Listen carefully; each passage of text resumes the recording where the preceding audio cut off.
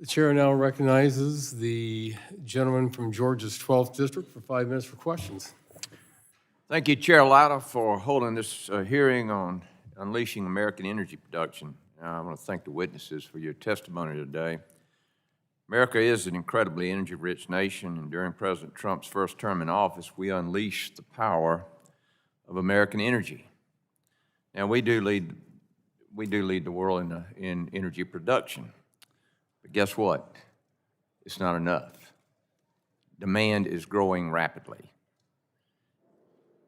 And we've got to meet that demand, or we're going to fall behind in our ability to deal with our adversaries around the world.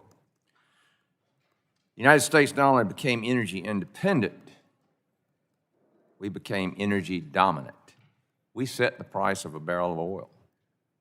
We created an oil war between Saudi Arabia and Russia during COVID. Brought the cost of a barrel of oil to $7 a barrel. That's power. That's economic power. Unfortunately, the previous administration took every imaginable step to undo this progress and de-incentivize domestic production, which has caused weakness around the world and wars around the world.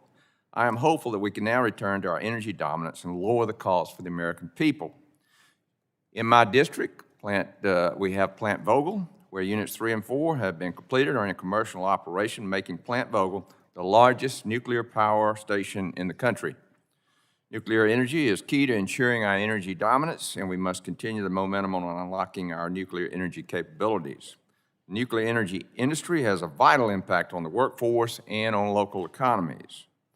As a former businessman, helping to provide jobs for my local community was my greatest gift from God and a privilege.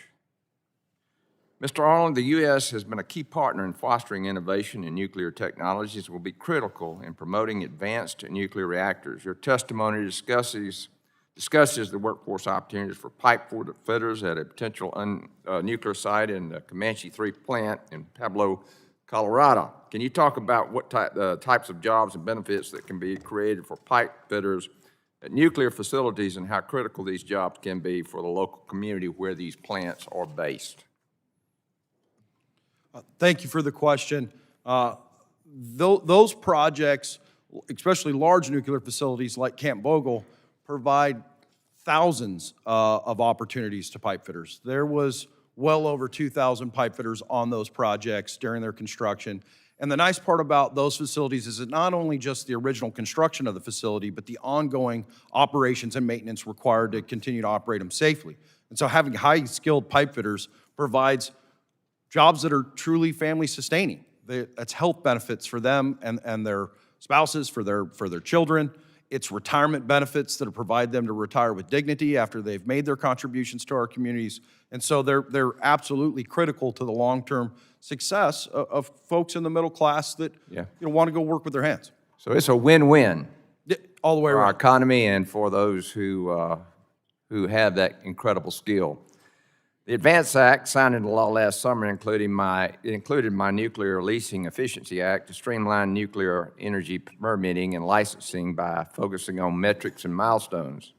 As a result, the Nuclear Regulatory Commission has been tasked with supporting more efficient, timely, and predictable reviews. As I mentioned, nuclear energy is vital to our nation's economic, national, and environmental security. To unleash American energy, we need an all-of-the-above approach, and we need energy projects completed with greater speed than before. Mr. McCown, my Nuclear Licensing Efficiency Act focused on timely and predictable licensing.